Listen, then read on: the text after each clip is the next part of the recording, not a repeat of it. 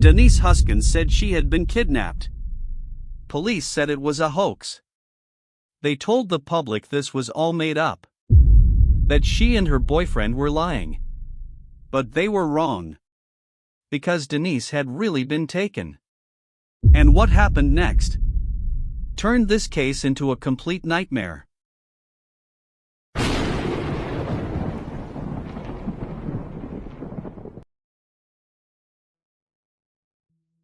It started at night.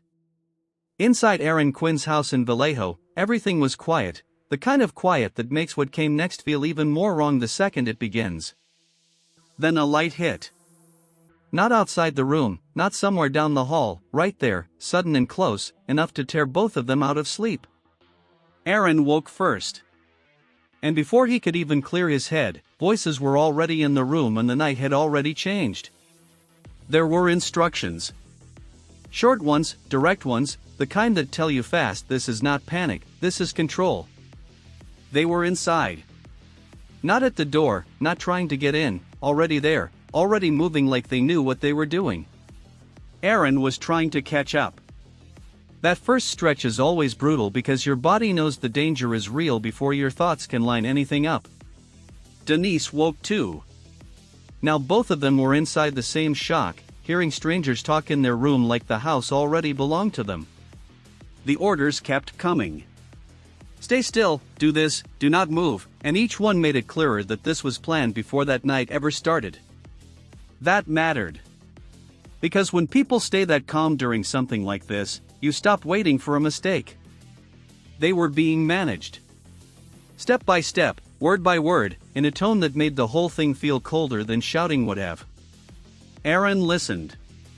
Not because he had a choice, but because every second now depended on reading the room faster than fear could take over. Nothing felt normal. The bed, the walls, the air, everything was still physically there, but none of it felt like home anymore. Denise was awake now. Fully awake, but still trapped in that first frozen state where your mind is working and not working at the same time. They kept talking. Not too much, just enough to show who had control and what would happen if anyone pushed back. There was structure to it. That is what made it worse, because chaos is one thing, but method does something heavier to the room. Time narrowed. It stopped feeling like a normal flow of moments and turned into commands, pauses, reactions, breath. Then it shifted. The focus of the room started moving, and once that happened, the whole thing got worse fast. Denise became central. Not in a vague way, not gradually, but in that sharp, sick moment where you know what is coming before anyone says it plainly. Aaron felt that. Maybe not every detail yet, maybe not the full plan, but enough to know the danger was moving toward her. That is the nightmare. Not just strangers in your house, but the moment the truth starts forming and each new second confirms it. The pressure built. Every voice, every order, every movement pushed the same message harder. This was not ending inside that room. And then it became clear. This was no longer only a break-in, and no longer only fear inside a house. This was an abduction. And Denise was the target. They separated them. The moment that happened, the fear changed because now it was no longer one shared nightmare, but two different ones moving in two different directions. Aaron stayed behind. And that may have been the worst part for him, knowing she was being taken while he had no real way to stop it. Denise heard more instructions. Not rushed, not confused, just clear enough that every word sounded like part of something planned before that night. She had to move. That is where shock gets heavier, because your body is still refusing reality while the situation keeps dragging you forward. They controlled the pace. No wasted motion, no chaos, nothing that sounded accidental once the next steps began. She was let out.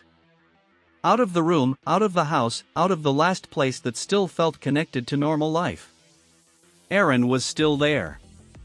He could hear parts of it, maybe feel parts of it, but not reach her, and that kind of helplessness destroys you fast. Denise kept listening. At that point listening becomes survival, because when you have almost nothing left, even tone starts to matter. The night outside felt wrong. Cold, open, exposed, and still somehow completely closed because none of that space meant freedom. She was taken to the car. And once that happened, the whole thing crossed another line because now this was moving away from the house and into something harder to stop. Nothing broke. No neighbor came out, no passing car changed anything, no mistake opened a way out. That mattered. People imagine chaos in cases like this, but some of the worst moments come from how smoothly everything keeps going. She was put inside. Not with panic, not with wild movement, but with the kind of control that makes everything feel colder. The car became the trap. Small space, controlled space, nowhere to go, nowhere for her mind to rest. Aaron was left behind. And while Denise was being driven away, he was still inside those wrecked minutes, trying to understand what had just happened. She stayed alert. Not calm, not safe, but alert in the only way that mattered now, paying attention because fear alone was useless. The voices kept coming. Small instructions, warnings, the same control repeated until it stopped sounding temporary. Time got strange. A few minutes can feel endless when every second carries the same question and none of the answers are good. She was still in it. Still moving deeper into something she had not chosen and still trying to understand how a normal night had collapsed this completely. That was the shift. The first terror is one thing, but the ride after it is where the mind starts seeing this may not end soon. There was no relief. Only movement, instructions, and the growing sense that each mile was taking her farther from anything familiar. She knew that. Maybe not the full shape of it yet, but enough to feel that the danger was no longer around her. Now she was inside it. And once that truth settles in, fear changes because it stops being about one bad moment and starts becoming about survival. The car kept moving. By then Denise had no clear sense of direction, only that each minute was taking her farther from anything familiar. She stayed quiet. Not because silence felt safe, but because every word mattered now and she could feel they were listening for more than answers.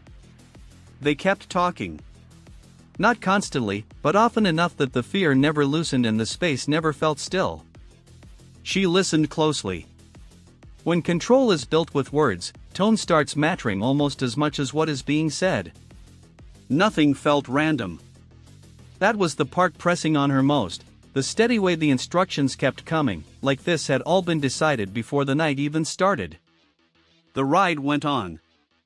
After a while the road outside stopped feeling like a place and turned into one long stretch of uncertainty. She stayed alert. That sounds simple, but in moments like this staying alert takes effort because fear keeps dragging the mind the other way. They gave more rules. Small ones, specific ones, the kind that do not look huge on their own until you realize they are building control out of details. She understood that. Not every piece of it yet, but enough to know this was about more than just being moved. The pressure changed. Inside the house the danger came fast, but inside the car it became steadier, colder, and harder to fight in her own head. She thought of Aaron. Only in flashes, because anything longer risked pulling her too deep into panic. Then back again. Back to the voices, back to the movement, back to whatever she could still notice in real time. That mattered. When fear and shock start pulling the mind apart, attention becomes one of the only things you still own. She held on to that. She kept listening, tracking pauses, changes in tone, anything that might tell her what kind of people she was dealing with. Nothing softened. No moment in that car suggested doubt, hesitation, or the kind of mistake that lets you believe this might fall apart on its own. The night closed in. Even when there were lights outside, they meant nothing because they belonged to a world that was no longer reaching her. She felt that. The worst part was not only being taken, it was realizing normal life was still out there and completely out of reach. The ride slowed. Not all at once, but enough to tell her they were nearing another point where everything was about to change again. She noticed it. Even a small shift in speed starts feeling huge when everything depends on what comes next. No one explained much. That silence did damage because the less they said, the more space fear had to fill the rest. She kept control where she could. Her breathing, her focus, the effort not to let panic take over everything. That was survival. Not escape, not hope yet, just the choice to stay mentally present while the world around her kept narrowing. Then the car turned. And in that moment the ride stopped feeling temporary and started feeling like the entrance to something worse. Morning came. Not in any good way, just enough light to make the room clearer and the whole situation harder to deny. She stayed still. By then even a small movement felt risky because his attention kept finding her fast. He watched her. Not every second, but often enough that she never forgot he was there and never got a real break from it. Time dragged. Without anything normal around her, minutes turned into long, empty stretches she just had to survive. He gave more rules. Small ones, ordinary ones, and that made them worse because he was turning simple things into control. She listened. Not because she agreed, but because pushing back without a plan felt dangerous. He stayed calm. That got to her because it made everything feel settled, like he already knew how the day would go. She looked around. There was almost nothing in the room, and each time her eyes stopped somewhere, it was only because she needed something to hold on to. He noticed that. He seemed to catch every glance and every pause before she could hide either one. That wore her down. Fear is one thing, but being watched that closely drains something else out of you too. He asked questions. Not many, just enough to make her answer and remind her that even silence was no longer fully hers. She answered. Short, careful, trying not to give him anything he could use. He kept going. Same flat voice, same steady pace, like this was normal and not the collapse of her life. That hit hard.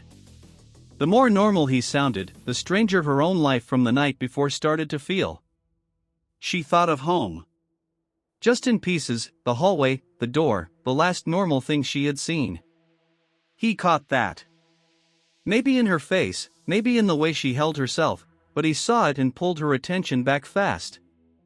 That mattered. It meant even her thoughts were not safe for long if he could read where they were going.